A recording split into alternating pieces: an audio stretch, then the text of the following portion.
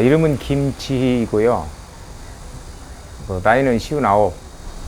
직업은 자영업 자동차 정비를 하고 있습니다. 혹시 근무 계기가 어떻게 되시나요? 먹고 살기 위해서 한 거죠. 우리 뭐 특별한 거 있어요? 그때는 상황이 그렇게 취직 같은 게 이런 것들이 잘 안 되는 시대다 보니까 그냥 생활전선에 뛰어들다 보니까 특별한 계기가 이쪽 기회가 되니까 이쪽으로 일을 하게 된 거죠. 정비소 일은 몇 년 정도 하셨어요? 한 5년 가까이 되죠.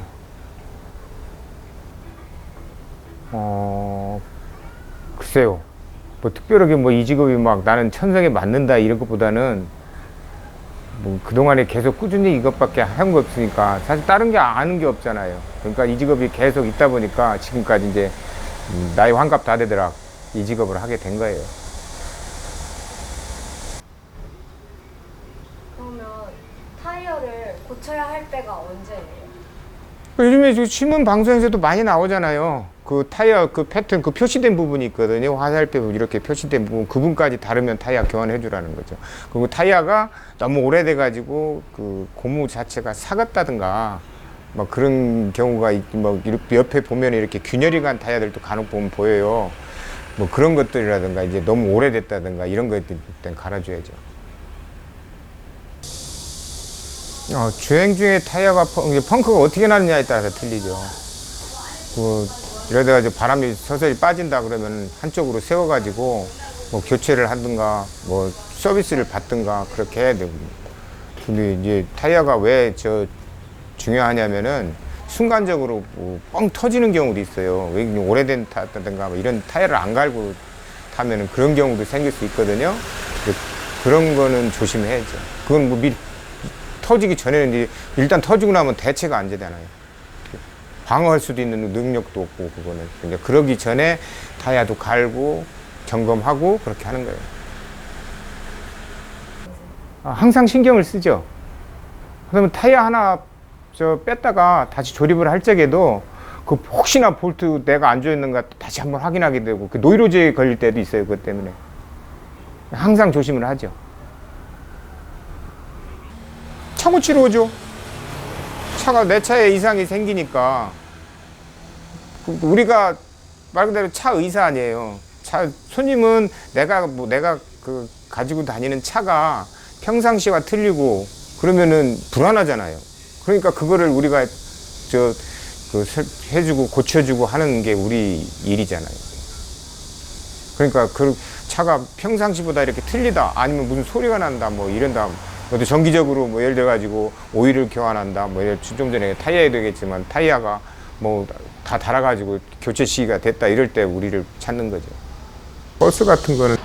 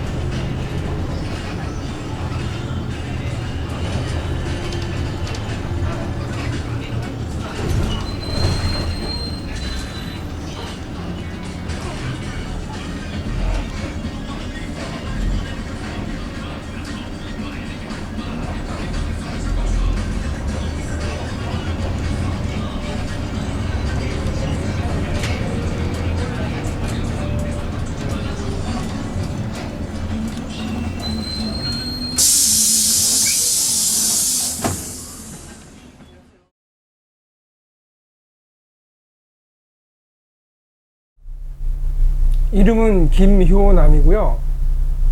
나이는 53살. 직업은 버스기사.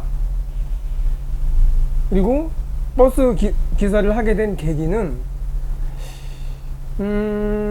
새로운 직업을 찾다 보니까 그 버스 기사가 많이 부족하고 버스 기사가 상당히 공공성이 있고 그 시민의 발이라는 어떤 그런 상징성 때문에 이 일을 하면서도 자부심을 좀 느낄 수 있겠다라는 생각이 들어서 일을 시작하게 되었습니다.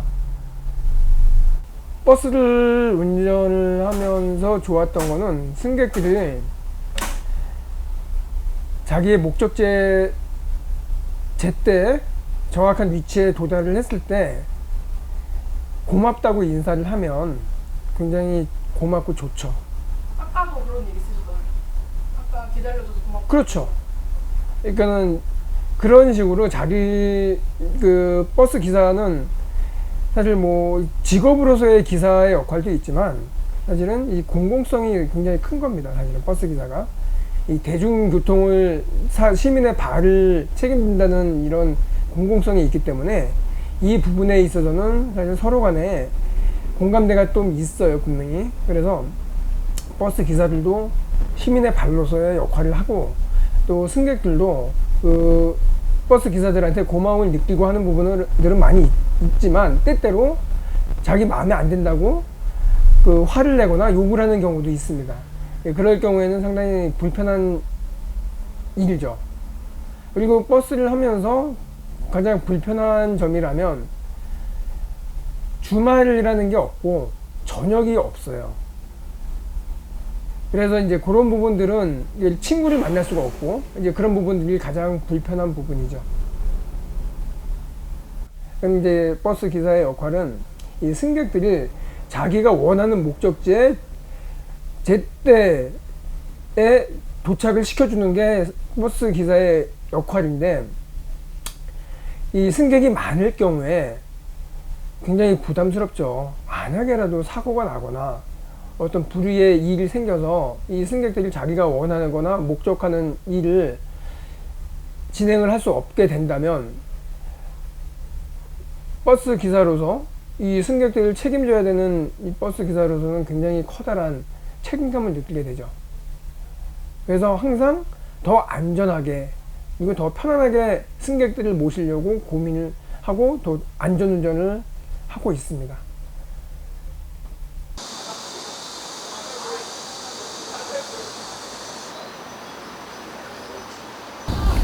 이름은 심건우고요. 나이는 29살이고 지금 인테리어 자영업 하고 있습니다. 신천동에 살고 사무실은 구로동에 차로 출퇴근하고 있고요. 한 2년 정도 된 것 같고요. 2년 전에 한 100만 원 정도, 100만 원 조금 안 되게 주고 산 것 같아요.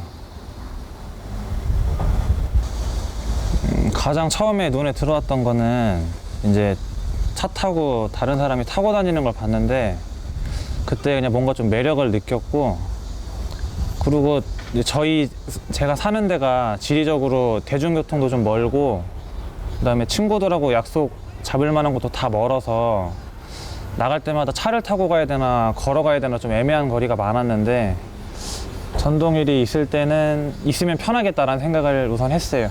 좋았고.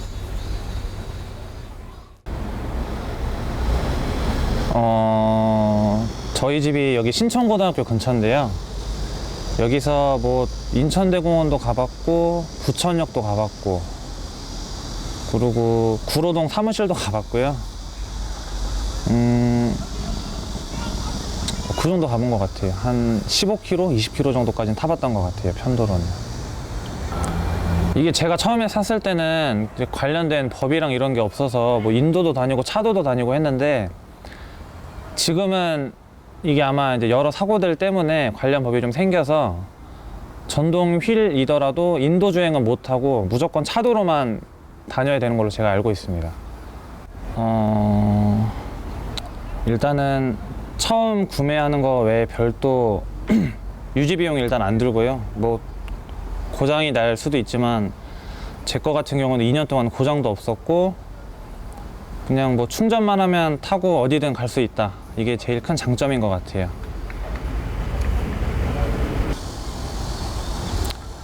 가장 큰 단점은 조금 뭐 자기 개인 부주의나 타이로 인해서 사고가 났을 때 아무래도 오토바이만큼 위험하고, 그리고 뭐 남이 좀 다치는 건 둘째고 일단 자기가 좀 크게 다칠 수 있는 일이 좀 생길 수가 있어서 아무래도 그런 게 좀 제일 큰 단점인 것 같아요. 사고에 좀 많이 취약하다는 게.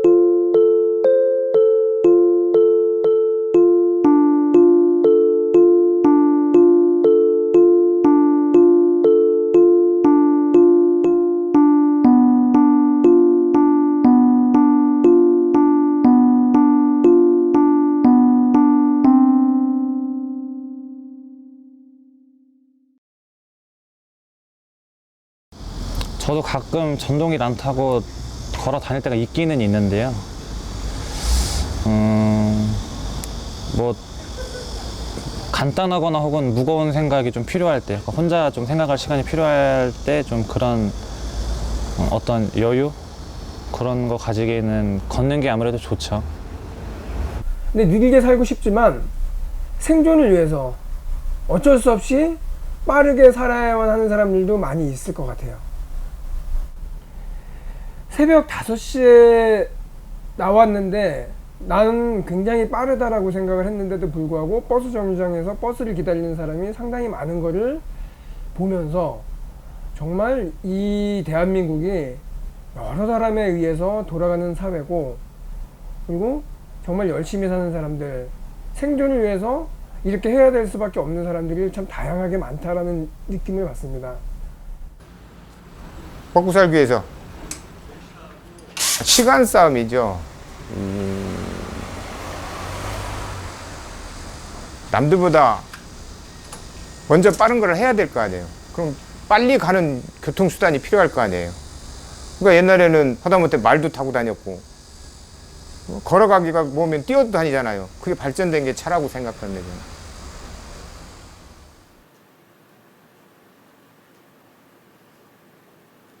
지금 현대 도시가 되게 빠르게 굴러가고 있는 상태고 많은 사람들이 빠르게 살고 있잖아요. 본인도 그 사람에 속한다고 생각하시나요? 네. 당연히 속하죠. 다 포함되죠. 사람이라고 태어났으면 다 포함되지 않겠어요? 바쁘게 안 살아도 된다면 느리게 살고 싶으세요? 저는 천천히 가는 것도 좋아하는데 빨리 갈 수 있으면 빨리 가는 걸 좀 선호하는 편이고요. 뭐 다른 이유는 없고, 저는 뭐 다른 것도 중요한데 시간이 제일 먼저라고 생각해서 그런 사람인 것 같습니다, 저는. 당연히 살고 싶죠. 느리게 살고 편하게 살고 해가지고 살 수 있으면은 그것도 괜찮은 방법의 하나죠. 근데 우리는 지금까지 살면서 그렇게 살 수 있는 여유를 가지고 살지를 못했기 때문에 바쁘게 사는 거죠. 저도 개인적으로는 느린 삶을 사는 게 훨씬 더 행복할 것 같다라는 생각을 하고 있습니다.